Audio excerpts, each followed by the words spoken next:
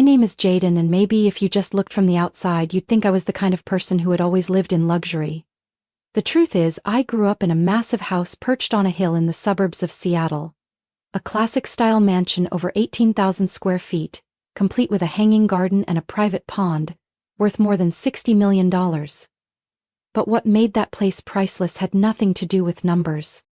My father, Daniel Brooks, was a master architect who not only designed landmark buildings for major corporations, but also spent 15 years of his life building that house. Every stone, every beam was tied to his dream and dedication. None of us ever called it a mansion. To my dad, it was a home built on values. He used to say, "A real home isn't built with money, but with the character of those who live in it."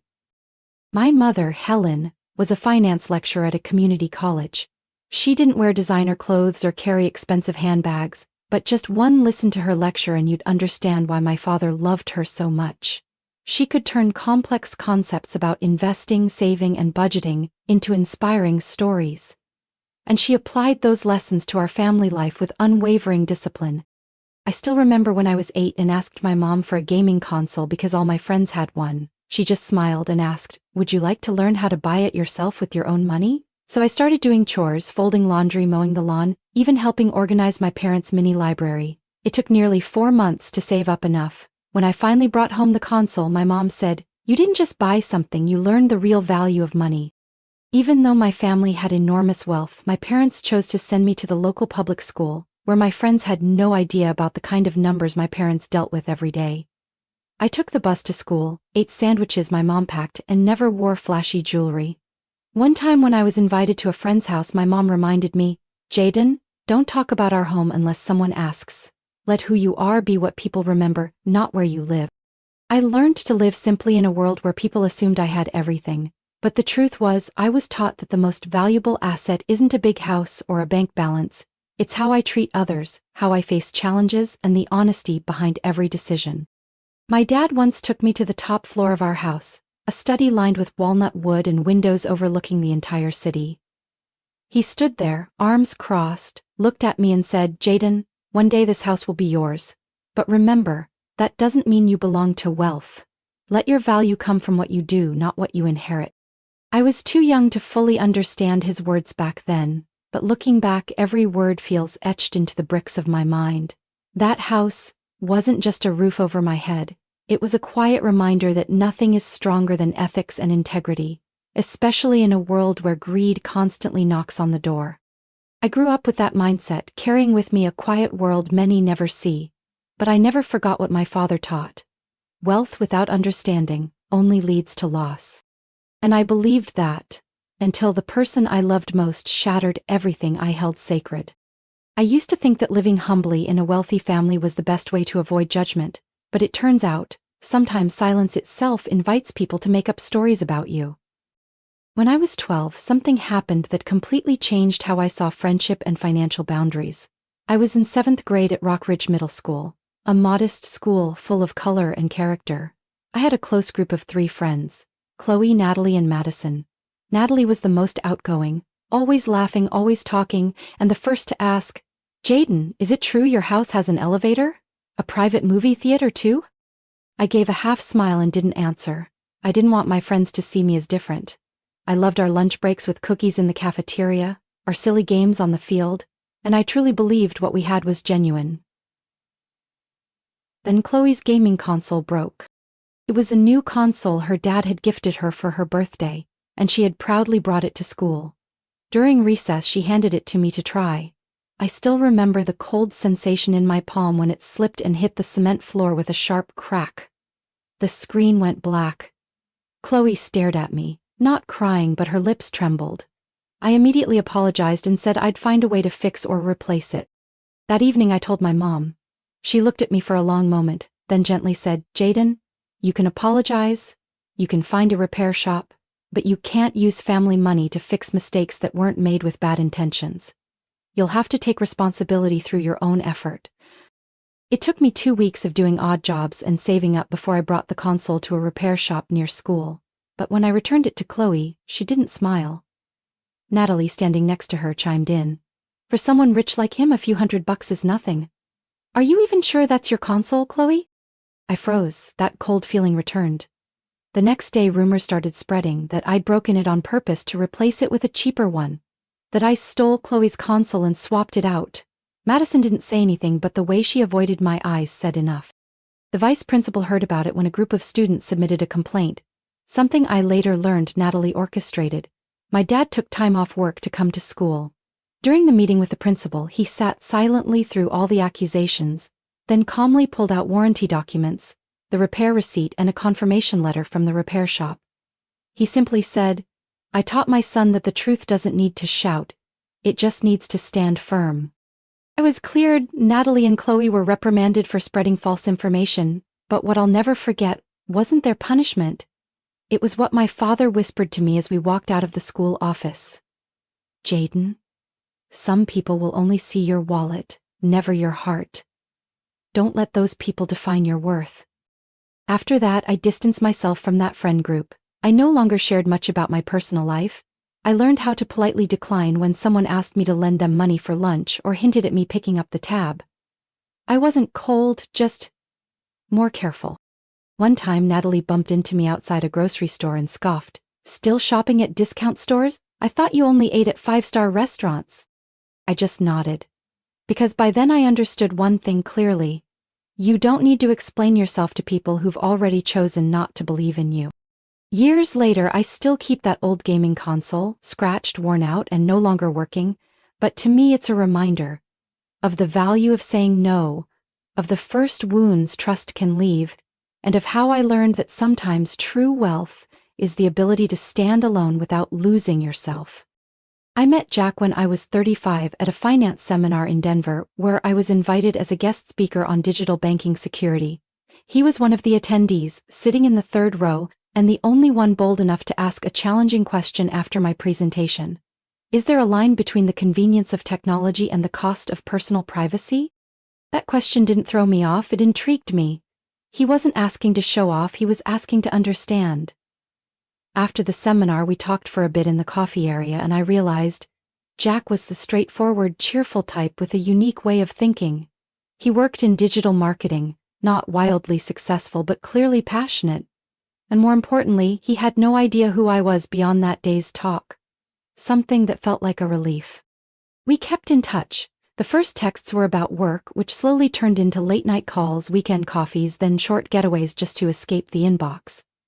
Jack had a kind of energy that made life feel lighter.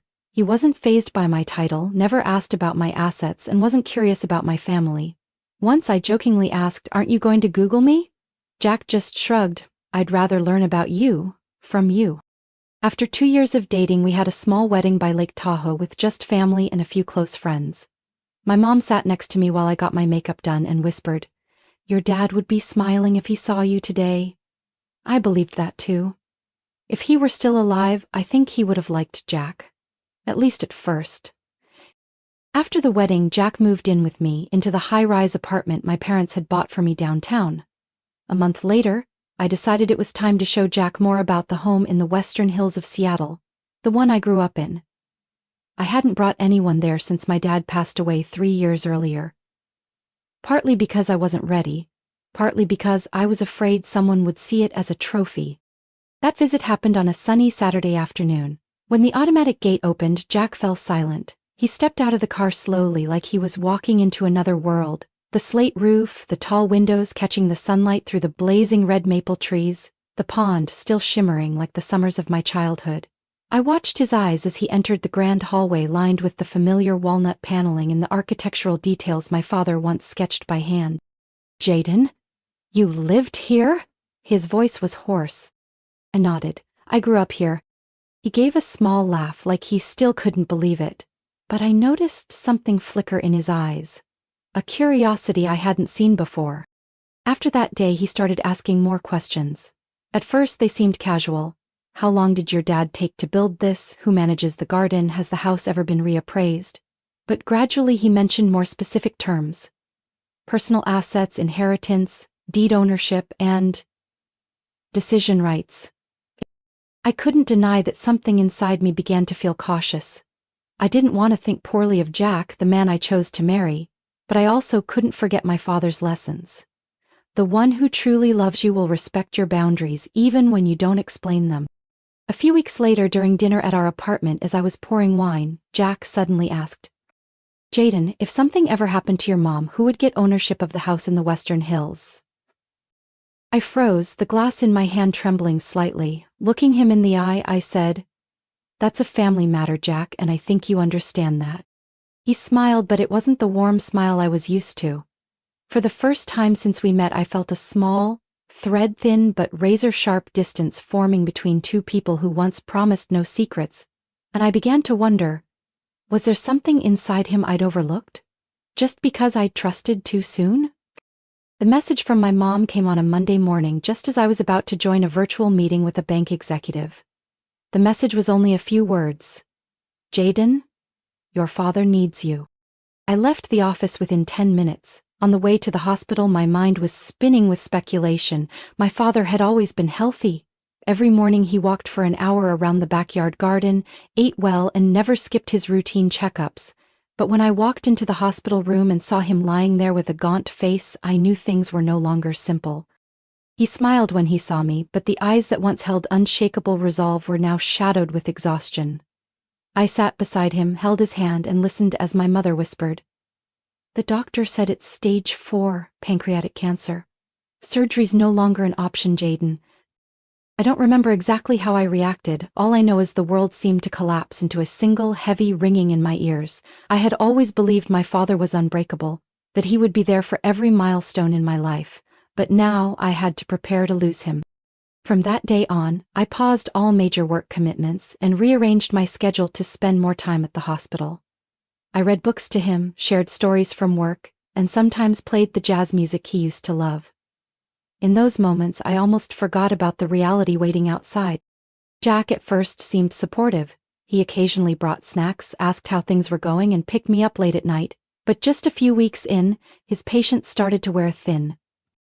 One night, when I came home exhausted after a long day at the hospital, Jack was standing at the door, arms crossed, his usual warmth gone. "Jaden, how long are you planning to keep this up?" I frowned. "What do you mean?" "I mean, I understand you love your parents, but our life also needs attention.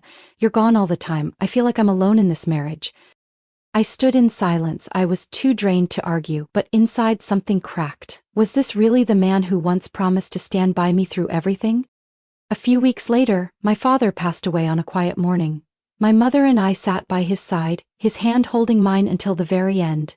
I didn't cry, I just sat there, listening to the monitor go silent, and felt a part of my heart leave with him. The funeral was held in our family's garden, simple and dignified, just as he had wanted. Throughout the ceremony, Jack was there, polite but distant. He avoided my gaze and barely acknowledged the grief I was carrying. After the funeral, my mother handed me a thick file. Inside was a carefully prepared will. My father had left me full ownership of the hillside mansion, the place he once called the heart of the family. The house was valued at nearly $5,500,000, but to me, it was priceless. Jack heard the news from a relative at the funeral, and his attitude shifted instantly. That night over dinner, he suddenly asked, "So, what are you planning to do with that house?" I looked at him, a sense of caution rising in me. "I haven't thought about it yet. Everything's still too fresh." He nodded, then added, "I was just thinking, if both of us were on the title, it might make things easier later. Legally, I mean." I didn't respond, but my heart tightened. For the first time, I felt Jack was looking at my father's legacy not as a family heirloom, but as a prize to be claimed. A few days later, I got a call from the family attorney. Mr. Peterson, my father's longtime friend. He confirmed that all the transfer documents were finalized and I was the sole legal owner of the house. I stood on the second-floor balcony of the mansion that windy afternoon, looking out at the garden my father once tended with his own hands, and I silently promised him I would protect this place no matter what. But I never imagined that the first person I'd have to protect it from would be the man sleeping next to me each night. 6 weeks after my father's passing, the atmosphere in our shared apartment had grown increasingly tense. Jack could no longer hide his restlessness. He started asking non-stop questions about the legalities of the house I had just inherited, and even though I gave clear answers repeatedly, he kept circling back to the same topic. One evening as I was looking through my father's old keepsakes in the study, Jack showed up at the door with a more serious expression than usual. He handed me a stack of papers, placed them on the desk, and said casually, "I just met with a lawyer named Jerry Peterson. He knows a lot about inheritance laws in Washington. I think we should co-own the house to avoid future complications." I stared at him. "Jack, what are you saying? Why would the ownership need to be changed?" He shrugged, trying to seem harmless. "We're married, Jaden. What's yours is mine, right? It's just a formality." I sat up straight, my heartbeat quickening. "No, that house is a personal inheritance directly from my father, and you know that." He stayed quiet for a few seconds, then smiled, but the warmth was gone from his eyes. "Well then, I guess you won't be surprised to hear I already did it." I froze. "You did what?" Jack pulled out his phone, opened an email, and slid it toward me. It was a scanned copy of a property transfer form, stamped, "Pending review." My name, Jaden Brooks, had been crossed out in red ink, replaced with Jack E. Nolan. I was stunned. "What the hell did you do?" "Jerry said I could process the paperwork as a spouse if I could prove vested interest. And guess what? I already paid him $300,000 up front." I shot to my feet, my voice trembling. "You tried to transfer a property in my name without my consent? Are you insane?" "I did what had to be done. If you won't share, I have to protect myself. We can live like roommates if that's more comfortable for you. Otherwise, I think divorce is a reasonable option." Every word hit like a cold blade. The man I once thought would hold my hand through life now stood before me like a stranger, calculating and cold. I took a step back, struggling to stay calm. "Jack, what you've done isn't just illegal, it's betrayal. You took advantage of me, and the trust I gave you." He crossed his arms, smirking. "Trust? What trust? You hid your family's entire wealth from me. I married someone who never shared anything truly important." I stood frozen, my heart pounding. But instead of arguing, I walked out of the room. I needed proof. I needed to know if what he said was just a bluff. And when I called my father's lawyer, the real Mr. Peterson, not this so-called Jerry, I learned things were worse than I thought. Mr. Peterson sighed after hearing my story. "Jaden, there's no licensed attorney named Jerry Peterson in this state. You've been scammed, and if Jack paid that person, he may have fallen victim to a legal fraud." It felt like the air was sucked out of my lungs.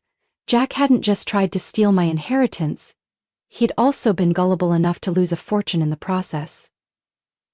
But the deepest hurt didn't come from the financial loss. It came from realizing I had loved and trusted someone completely unworthy. That night I came home to find Jack sitting at the dining table, his face pale. "Jerry's not answering his phone. I think I've been scammed." I didn't yell. I didn't curse. I simply placed the original property documents that Mr. Peterson had just sent on the table, along with a copy confirming I was the sole legal owner of the house. "You've crossed a line, Jack, and I have no reason to stay with you anymore." He opened his mouth to speak, but I raised my hand to stop him.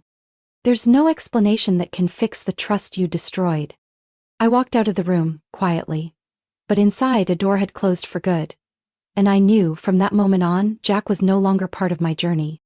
3 days after that final confrontation, I officially moved out of the apartment Jack and I had once shared. I took nothing but a suitcase of clothes and a wooden box holding the letters my father had written. Everything else, the memories, the dreams, and the promises, I left behind like someone letting go of a stone sinking to the bottom of a lake. I moved back to the hillside mansion, once the home of my childhood, now the only peaceful place I had left. I thought that after I exposed the truth and cut ties, Jack would quietly disappear from my life, but I had underestimated the greed and delusion still lingering inside him. That morning, while I was walking with my mother in the backyard garden, the gate buzzer rang non-stop. On the security screen, I saw Jack standing outside, hands on his hips, his face flushed. Either from anger or embarrassment, I couldn't tell. I picked up my phone and connected to the intercom system. "Jack, what are you doing here?" He looked straight into the camera, his voice loud and firm. "Jaden, I have a right to enter this house. You're holding it unlawfully. We need to talk." I responded calmly. "I'm the legal owner. If you don't leave, I'll call the police." As if he had anticipated my reaction, Jack pulled a stack of papers from his coat pocket. I had a new lawyer go over everything. You think you're smart, but I'm not naive anymore. I didn't say another word. I immediately called the security team. Less than 5 minutes later, 2 security officers arrived and asked Jack to leave the premises. He resisted, yelling that he was the victim, that he'd been tricked, that I had no heart. But I didn't go outside. I just stood behind the glass door watching him scream at the sky, while the men who once worked for my father stayed silent and did their jobs. That afternoon I met with my lawyer at the office to finalize something important: a restraining order. I no longer wanted to live with the fear that Jack might show up at my door, switching between begging and threatening. Just as we were about to finish, my phone buzzed. A message from an unknown number appeared. Jack was scammed out of $360,000. Jerry is a fake name, not licensed in any state. The message came from an old acquaintance in the legal field who had once worked with Jack on a marketing project. He knew Jack was spiraling, having lost his money, his reputation, and his marriage. It turned out that the lawyer Jerry Jack had blindly trusted was actually a professional con artist. He had been investigated multiple times for impersonating legal professionals and scamming the gullible. Jack had wired him a massive amount, $360,000, to speed up the transfer of ownership, only to receive a series of forged documents, so well crafted they nearly fooled me too. I should have felt vindicated, but in truth I just felt empty. Jack had thrown himself into the abyss and no one could pull him out but himself. That evening I sat alone in my father's old library, the soft light glowing across the polished wooden desk. I opened a drawer and took out the letter my father had written to me before he passed, a familiar, steady handwriting that calmed me just by looking at it. My dear Jaden, if one day you find your trust betrayed, remember, trust is the most precious thing we build. It takes time to create but can vanish with a single lie. Don't mourn what was lost, because losing what's unworthy is sometimes the only way to keep yourself. I folded the letter and took a deep breath. I knew I had crossed into a new chapter of life, without Jack, without the dreams others once tried to exploit. And if my father had left me anything more valuable than the hilltop estate, it was the strength I held in that moment. Outside, the breeze whispered through the maple trees. I could hear my mother laughing with the gardener. Life was moving on, and for the first time in years, I felt like I was truly in control. Not just of the house, but of my heart. The divorce proceedings moved faster than I expected, perhaps because Jack no longer had the strength to fight. He had no lawyer, no money, and most importantly, no trust left from me. We signed the papers at a small office in downtown Seattle, a place where no one knew my name or my past. So different from the sunny, laughter-filled wedding by Lake Tahoe just 2 years before. Jack didn't say much during the signing. He just kept his head down, dark circles under his eyes, his hands trembling slightly. When the final stamp hit the paperwork, I stood up first. I hope you find your way back to yourself. That was all I could say without letting my heart lose direction again. I returned to the estate and extended its familiar calm by transforming my father's old room into a space for meditation and reading. My mother, after staying with me for some time, began focusing on herself, taking art classes, gardening, walking every morning. The house, once wrapped in grief, was slowly breathing again. Then came the day of my father's first memorial. We kept it simple, just a few close friends, some longtime colleagues and neighbors who had known our family since I was a child. Everything was thoughtfully prepared, from the small altar in the library to the white flowers lining the walkway. The setting was solemn but still warm. As the ceremony began, I noticed a familiar figure outside the iron gate. His eyes met mine through the security camera. I froze for a few seconds. Jack. He looked thinner than the last time I saw him. His shirt was wrinkled, his hair slightly messy, and his eyes sunken. He placed a hand on his chest when he saw me watching, as if silently pleading. I stepped onto the porch but kept my distance. Why are you here, Jack? He swallowed hard. I just wanted to say I'm sorry. To you. And to him. I know I don't deserve to be here, but I need you to know I've lost everything. I looked at him, trying to keep my voice steady. You had the chance to hold on to at least one thing, but you chose to give it all up for greed. I was duped. I was stupid. I get that now. The sound of chanting began inside. The guests had all gathered. I took a deep breath, then spoke firmly. Today is for my father. This isn't your stage for redemption. If you still have any respect for me or for him, please leave. Jack nodded, but didn't move. He took a few steps back, eyes full of one last silent plea. I'm not asking for forgiveness, just don't hate me. I stayed silent, not because I hated him, but because I had nothing left in me to feel. I signaled to the security guards. They understood, stepped out quietly without making a scene. One of them spoke softly to Jack and escorted him away from the gate area. I didn't look back. I returned inside where everyone was waiting, where my father's photo sat on the table, surrounded by white flowers and glowing candles. The ceremony went on. No one mentioned Jack's appearance as if he'd never crossed that gate. But inside me, something closed for good. Not the relationship, just the last fragments of regret. That night I sat alone in the tea room my father had designed just for my mother. Outside a gentle rain had begun to fall. I poured myself a cup of hot Earl Grey and watched the raindrops trail down the window. I thought about Jack, how he had entered, stayed, and then exited my life like a storm. Loud, chaotic, shaking everything I thought was solid. But after all, the rain always stops, and the trees bloom again, the house lights up, my mother smiles every morning. And I can finally sleep in peace. When spring returned and the maple trees around the estate began to bud, I knew it was time to write a new chapter in my life. The sorrow over my father had settled into memory, and the scars from Jack were beginning to heal. One early morning, as my mother and I sat at the wooden table under the grape arbor, sipping coffee and looking out at the backyard, she suddenly said, "Jaden, do you think we could turn this place into something special for others?" I looked at her a bit surprised, then realized what she meant. She wasn't talking about selling or sharing the house. She meant giving it a new purpose. I once heard my father say a beautiful house isn't just for admiring, it's for living, breathing with people. And now as my life took a new turn, perhaps the estate needed a new purpose too, something beyond its material value or legacy. We started by clearing out the basement, which had previously just been storage. I turned it into a small event hall with classic stone walls, polished hardwood floors, and warm ambient lighting. The backyard was expanded into an outdoor wedding space, with a white wooden arch draped in vines and rows of lavender lining the path.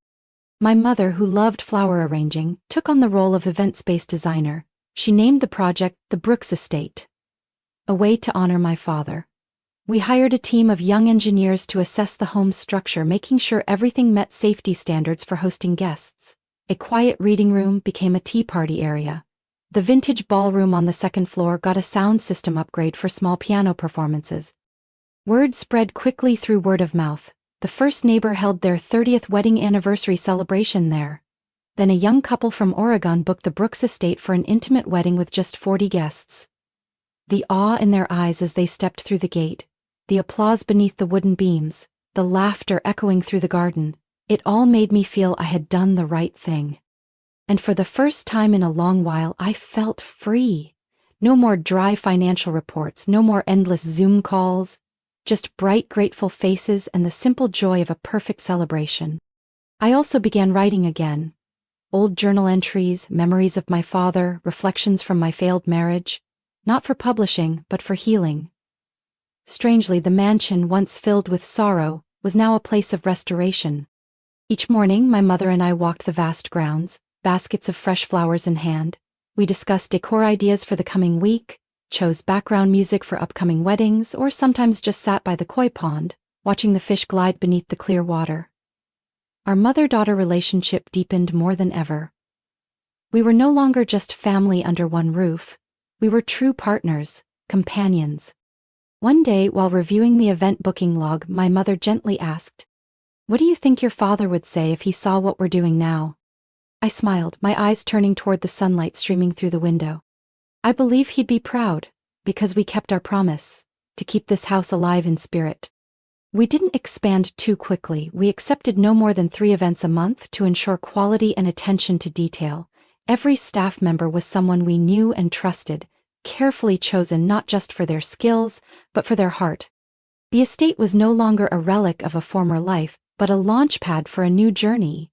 I used to think loss was an ending, but it turned out to be a transition. one that helped me find a stronger, clearer version of myself. The Brooks estate continued to host weddings, reunions, and even quiet celebrations for those on their own path to healing. And me? I remained behind the scenes, growing steadier and happier with each passing day. At the end of that summer, as the last lavender blooms in the garden began to fade, I received an unexpected email. The sender, Jack. The subject line read simply, "Thank you." It took me almost 10 minutes to open it, not because I was still angry or hurt, but because I wasn't sure I wanted to know anything more about him. But curiosity won. And I read, "Jaden, I know you probably don't want to hear from me, but I just need to say one thing. Thank you. Thank you for ending everything when you did. It forced me to look at myself and face things I never had the courage to admit. I got a job at a small career counseling center in Spokane. It's not flashy, but it's real. I help people who've been incarcerated or bankrupt find direction again. Maybe because I hit rock bottom too, I have the patience to really listen. I'm not asking for forgiveness. But I hope you know, the things you once believed in me weren't entirely wrong. I just wasn't mature enough to hold on to them. Wishing you all the strength you've always had. Jack." I closed the laptop and sat quietly by the second-floor window, where I could see the entire garden turning to autumn. The maple trees were starting to burn a brilliant red, the sunlight dancing gently across the rippling pond, and the breeze carried a soft scent of herbs through the air. I didn't cry. I didn't smile. I just felt a lightness inside me, as if the last stone had finally been lifted after a long uphill climb. Knowing Jack was living a more honest life didn't make me want to return to the past, but it helped me believe that sometimes, fractures can be the beginning of rebirth, not just for me, but for him too. The last months of the year passed in joyful busyness at the Brooks estate. We hosted our first autumn wedding with a rustic theme, oak wood, golden candles, and hand-tied wildflower bouquets. The bride, a literature teacher from Portland, whispered to me as she was leaving, "You didn't just give us a venue, you gave us a real beginning." I only smiled, but that sentence touched something deep within me. In the evenings I often sat with my mother on the back porch, holding a warm cup of tea, watching the twinkling garden lights my father had once installed by hand. He had designed the lighting to highlight every plant, every path. He didn't need to say anything. I could still feel him there, in the wind rustling the maples, in the soft glow over the pond, and in every decision I made with a sincere heart. The estate, my father's life's work, was no longer just a piece of property. It was proof of the power of family love, of resilience in the face of hardship, and of the belief that every crack can be where the light gets in. I once lost everything in the blink of an eye. Love, trust, even the image of myself in the mirror. But I found it all again in a different way. Not through someone else's promises, but through my own actions. Choosing what was worth keeping, and letting go of what wasn't. One early winter morning I stood on the second-floor balcony, the cold air brushing my face, looking down at the lawn where a couple was taking wedding photos. The bride in her white dress was laughing brightly, while the groom held her hand tightly, as if afraid the wind would carry her away. I rested my hand on the wooden railing, the fresh paint still faintly fragrant. And I understood. This was the end of an old journey, but also the beginning of hundreds of new ones. All starting from this place. The Brooks estate wasn't just a home preserving my father's legacy. It was a symbol of a woman's choice. A woman who once lost her way but found herself again, strong, independent, and no longer needing anyone else to define her worth. And I knew no matter what turns the future might hold, I would always remember one thing. No one can take anything from you unless you hand over your trust blindly. And sometimes, the only way to protect your most precious inheritance is to learn how to let go at the right time. From my own story, I've realized that loss isn't always the end, it can be the beginning of growth. I once loved, trusted the wrong person, and fell because of things I couldn't control. But it was those very fractures that taught me how to rise and rebuild a life with resilience and intentional choices. Happiness doesn't come from having someone by your side. It comes from knowing your own worth and never letting anyone else define it for you. What do you think about Jaden's journey and the choices she made? Share your thoughts in the comments below. And don't forget to follow the channel so you won't miss the next meaningful and heartfelt stories about life and family.